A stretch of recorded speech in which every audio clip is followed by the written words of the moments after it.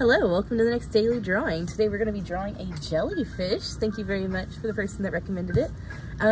The first thing that we're going to start with is we're going to start with what we call a line of action. That's the direction that the jellyfish is going to be swimming in. It's a good way to tell you kind of like the movement that's going to be happening. So in this picture, the line of action is fairly straight. It has a little bit of a curve to it, but I'm going to make mine a little bit more dynamic, so I'm going to make the action kind of make more of a C curve. So I'm going to start off by just drawing very lightly, just kind of like a curve of the direction I want the jellyfish to be moving, and maybe I can kind of change this into a little bit of an S curve just to make it a little bit more interesting.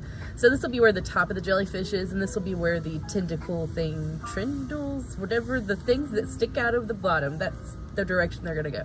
All right, so now that I have this drawn, and once again very lightly so that it's easy to erase it, so you just have to barely be able to see it so you know what direction to take most of your lines. All right, so once you have your line of action down, the first thing I would suggest drawing is the kind of like the dome of the top of the jellyfish. So if I kind of turn this a little bit this way, it can kind of help me draw it more accurately in this position. So the first thing I'm going to start with is I'm going to start with a fairly large frown. And make sure it's not perfect. You want it to be kind of random and kind of a little bit lumpy. So add a couple wonks where we kind of add like indentions in some parts, like this, so that you make it a little bit wonky. Don't go too crazy, otherwise it'll look a little bit weird, but add a couple little bit of indentions. And an easy way to do that if you're struggling doing that just naturally is if you, if you start with a smooth line like this, and then you can just go back in and add like little smiles that you make kind of rounded at the edges, and then just erase the inside of that smooth line. And that can add a little bit of a wonk. So you can do that to add a little bit of that wonky texture. Just make it kind of like a slightly wiggly line, going up and then going back down. And it doesn't have to be perfect. Jellyfish are very flexible, so they don't really have a set look for the top of the cap of their head thing. Yeah. All right, so once we have our kind of frowny wiggly line established, then what I would suggest doing is, okay, so we're going to draw this part very lightly because we're just going to go ahead and draw the inside piece of that dome. So if you look at it, you'll see that it's kind of an oval shape, pretending that this isn't here, of course. It's kind of a little oval shape down at the bottom. So what I'm going to do is I'm going to very lightly connect to the bottom like this with a smile, very lightly. And then I'm going to do a frown to kind of connect it once again like this. So it's kind of making an oval shape with a smile and a frown. Now, the reason I drew that lightly is because if you look closely, you'll see that it's very, very wiggly on these parts of the jellyfish. So whenever I go to draw that, what I'm going to do is I'm just going to draw kind of a scribbly line, making it really, really random. This works really great for creating a fluffy texture on a lot of things.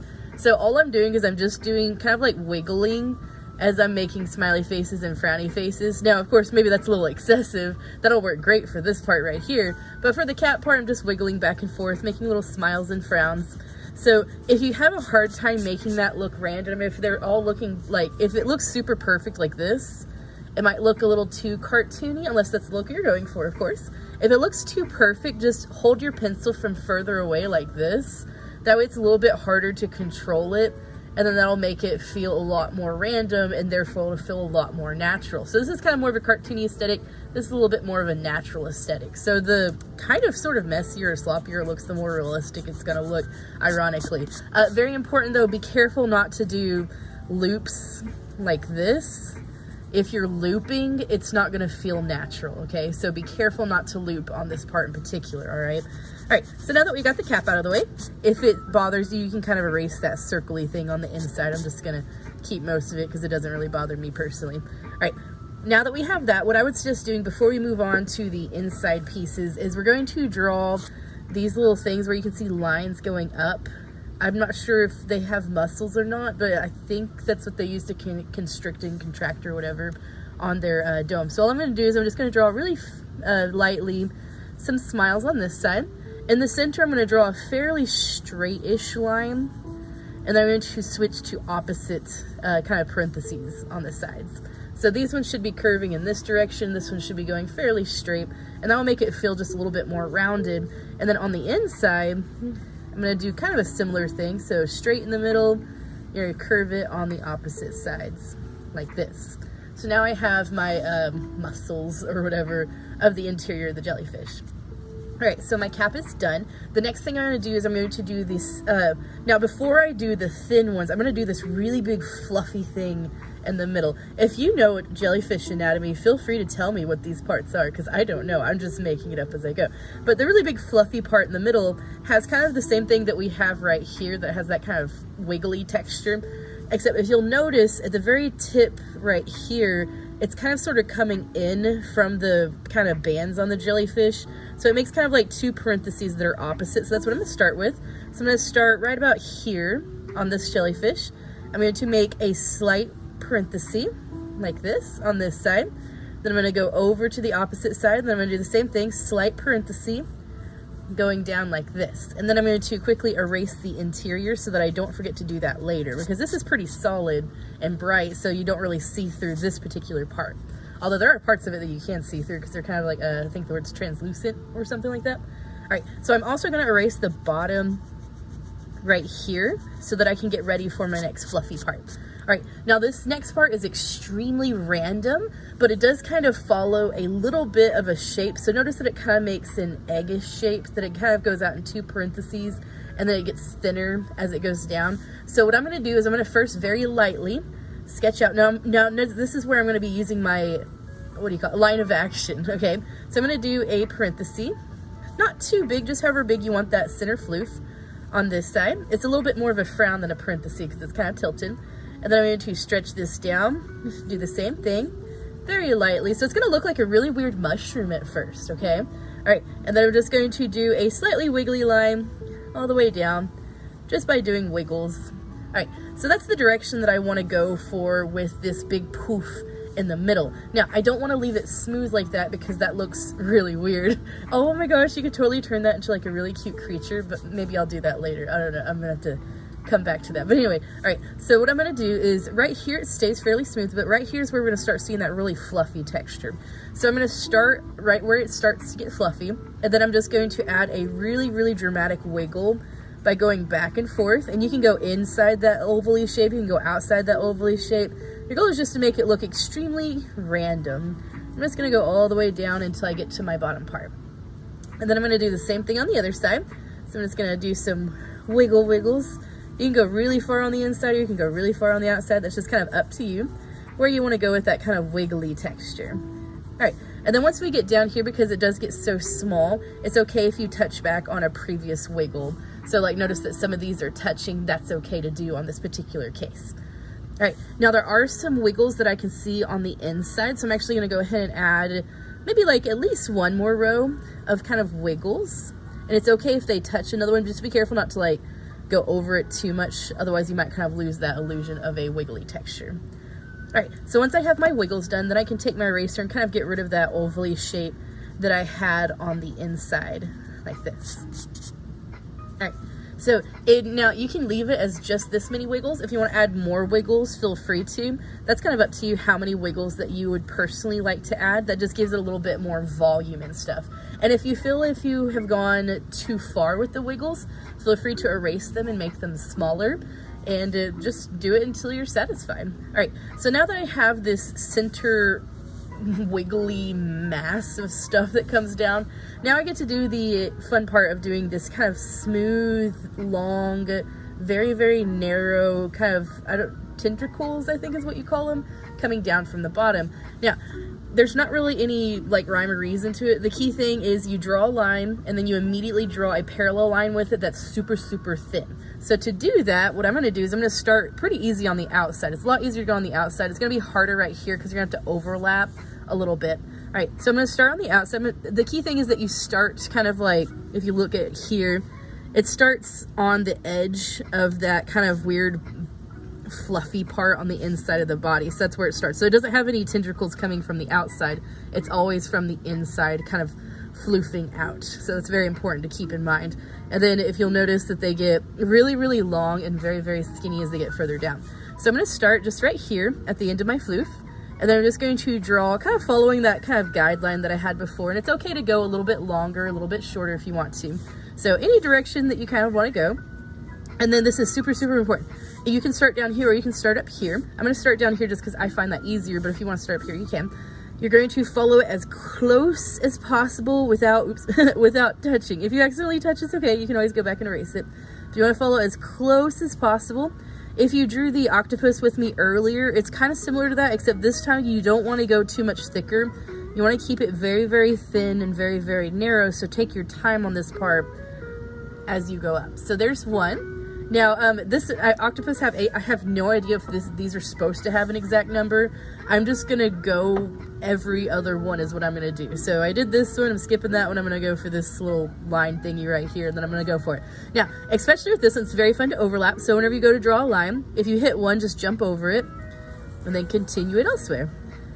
And I'm just going to have mine kind of look like it's kind of swimming to the side. So I'm just going to have it kind of flow a little bit more to the, like, flowing upwards, I guess, like maybe it's kind of turning or something. And yeah, there we go. Okay, I like that look. That has a nice kind of dynamic flow to it. All right, now this is where it's going to get a little bit more tricky, is because we're going to start overlapping here.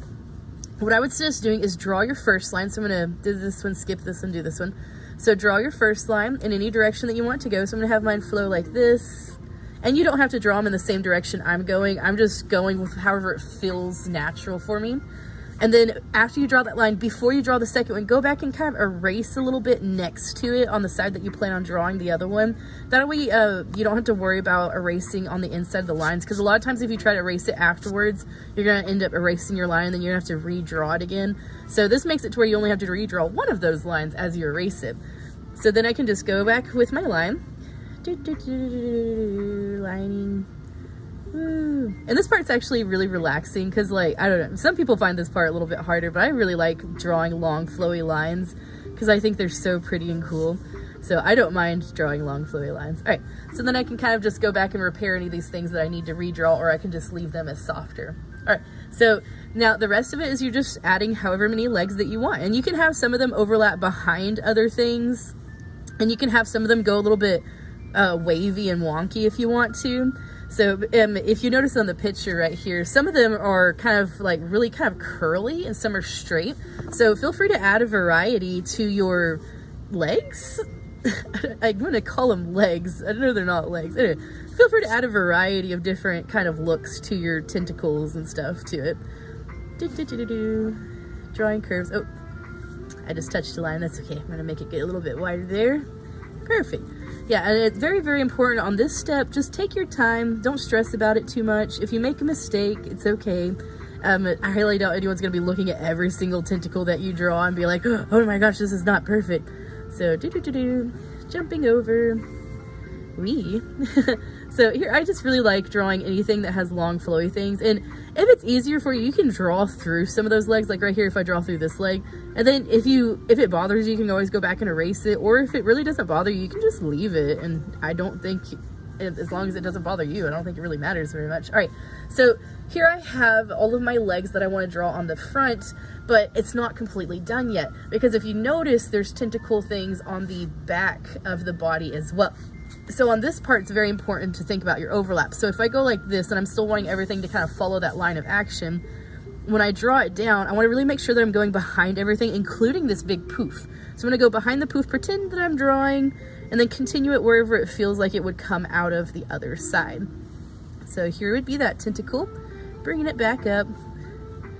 And then I'm just going to try to immediately go back to this. Now, the reason that you always like draw the parallel line right after you draw the first one is because if you draw all of your lines and then you go back and try to do the parallels, is that sometimes you might forget where you were, and that might get very, very confusing. And if it helps, you can draw, especially on these overlaps, you can go and draw both of the parallel lines here and then follow it like this if you feel like you might get lost finding them later. So that's totally fine. And I really, really love, I think I already said this before, I really love drawing long flowy lines, but I especially love crossing them like this to where you have a nice overlap. I just think that looks so aesthetically pleasing and it's really fun to do. All right, so I'm going to say that I don't really see too many of the tentacles over here, so I don't see them behind here, but I might see them coming out from below them. So you can add a couple random tentacles that are just kind of coming out of the floof, because that would just be saying that they're on the other side of the mushroom cap thing that we just don't see, and that's totally acceptable. And you can add as few or as many of these tentacles as you want. I'm going to add one more just for balance sake. This one's going to get like all flowy. I guess. I don't know, this one probably just threw the whole thing off, but that's okay, I like it. Yeah, okay, sweet. So after that, you can just erase any guidelines that you have that you don't like, or add any more textures that you feel like you might need to have and stuff, or if you got rid of something that you want to bring back, feel free to bring it back. Once you are done with that, all you have left to do is really just add coloring and shading. So once again, I'm just going to shade mine.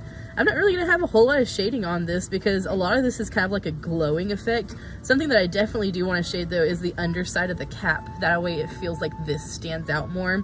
Then maybe shade a little bit on the bottom edge of this, and maybe a little bit on that top edge because the picture it's a little bit darker, so maybe in that particular area it doesn't glow as much. I really like the jellyfish that glow. I used to live next to the beach whenever I was like really little, and I just really have a fascination with jellyfish. I just think they look so beautiful, although do not get stung by them. It hurts like crazy, and yeah, fun times. All right, so there you go, and which of course you can add more shading, you can add like backgrounds and stuff to it or anything, but yeah, so have fun with it, and I would love to see your results. All right, have a good day. Bye.